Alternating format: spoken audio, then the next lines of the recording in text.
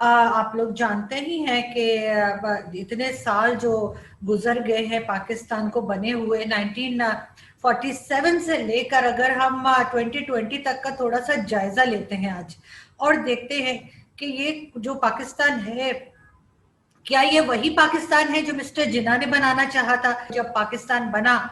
उस वक्त की अगर आप बिल्कुल शुरू की अगर आप स्पीचेस उठा के देखें, तकरीरें देखें उठा के मिस्टर जिन्ना की, तो उन्होंने भी यही बात की थी कि यहाँ पे जितने भी मजाहिब के लोग रहते हैं उनको इजाजत है कि वो अपने टेम्पल्स पे जा सकते हैं, वो अपने तरीके से रह सकते हैं।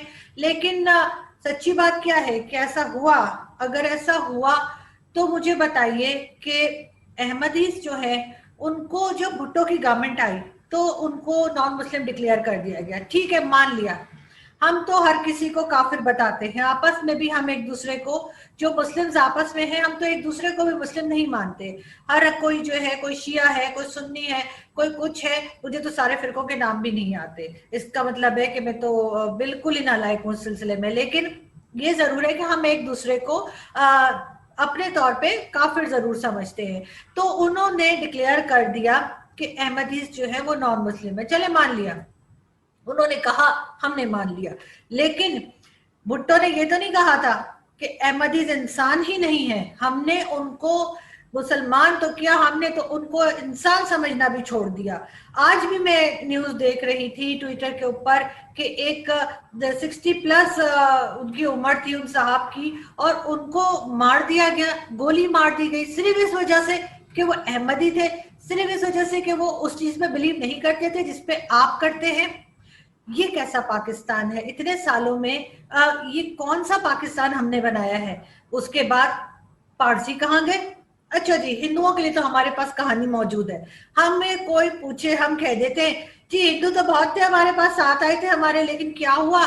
बांग्लादेश बन गया और आधे से ज्यादा उठ के बांग्लादेश चले गए। ये झूठ हम हर जगह बोलते हैं, अपने साथ भी बोलते हैं, और अपने साथ जो हमारे साथ लोग बात करते हैं, चाहे वो किसी भी मीडिया के हों, बाहर के मीडिया के हों, पाकिस्तान के मीडिया के हों, ये झूठ हम पूरे धड़ल्ले के साथ उनको भी बोल देते हैं कि जी वो हिंदू जो थे ना वो तो जी वहां चले गए बांग्लादेश।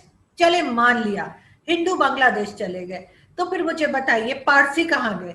कराची में पारसी कंपाउंड क्यों खाली है? क्यों पारसी या कोई और जो नॉन मुस्लिम कम्युनिटी के लोग हैं वो आके अपनी बात क्यों नहीं कर पाते?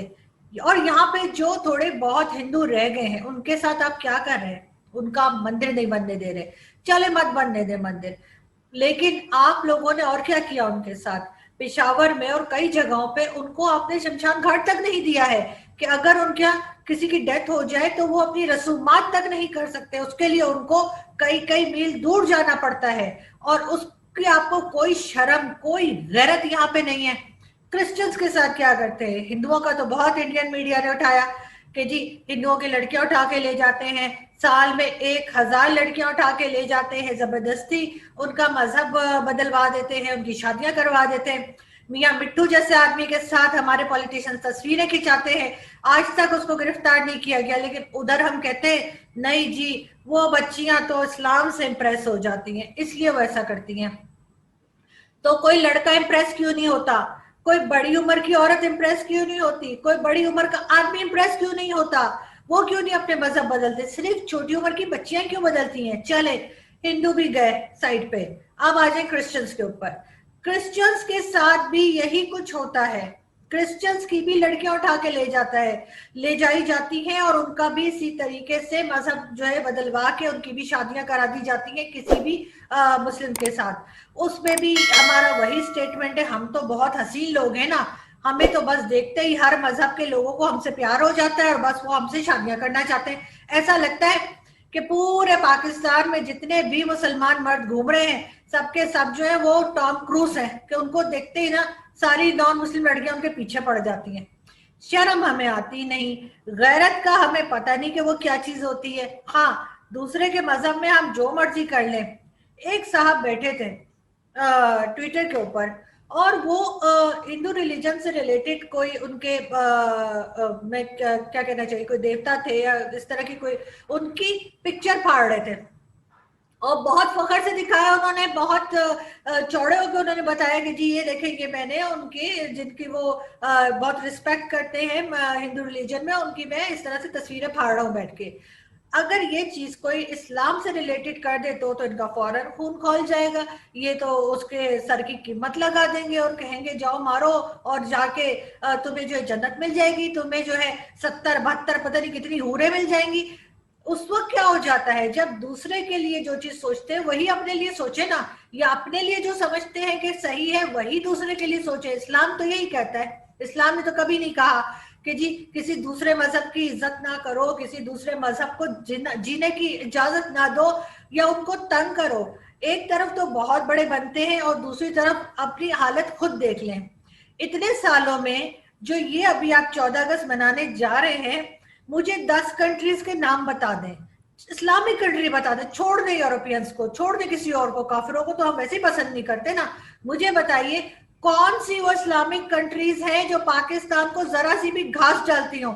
2 टके की इज्जत नहीं है हमारी पूरी दुनिया में, लेकिन हम चौड़े होते रहेंगे जी brother Islamic country, brother Islamic country. और ब्रदर इस्लामिक कंट्री क्या होता है वो तो आपको पूछते तक नहीं है। आपकी उनके सामने 2 कौड़ी की इज्जत नहीं है, और इस पे आप खुद पहुंचे हैं इन हालात पे। यानी भुट्टो साहब ने कहा था कि हम घास खाएंगे लेकिन हम एटम बम बनाएंगे। चले एटम बम भी बना लिया, घास भी खा ली, अब क्या करें।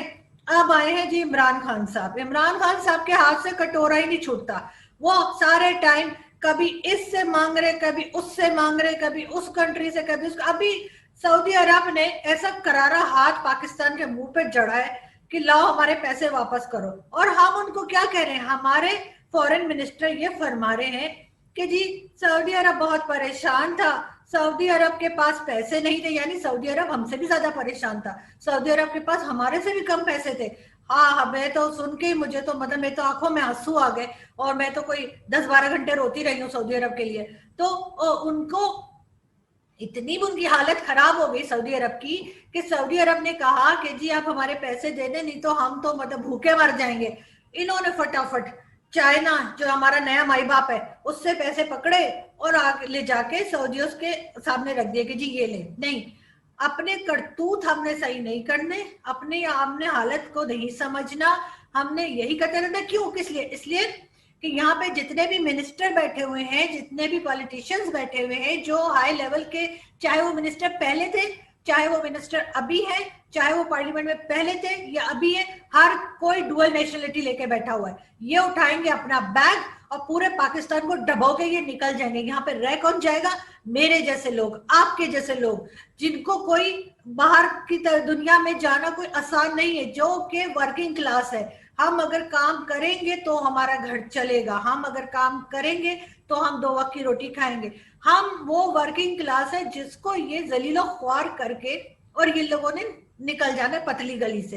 कर्जे में कर्जा लेते रहते हैं, हर तरफ से इन्होंने टेंशन मचाई हुई है, हर जगह इनकी लड़ाई झगड़े चलते रहते हैं। हाँ, इंडिया के साथ हमारा झगड़ा, इंडिया के साथ हमने कभी बात नहीं करनी, चाहे जो मर्जी हो जाए। हाँ, चाइना हमारा दोस्त है, चाहे चाइना हमारा बुरा हाल कर दे, हमें कुछ भी कर दे। और इस्लामिक कंट्रीज ये जो हर वक्त कहते रहते हैं कि मीटिंग बुलाएंगे और ये करेंगे वो करेंगे, और जी सारी इस्लामिक कंट्रीज हमारे साथ खड़ी हैं। मैं आज चैलेंज कर रही हूँ, मुझे बताइए कोई 10 इस्लामिक कंट्रीज बता दीजिए जो आपके साथ खड़ी हो।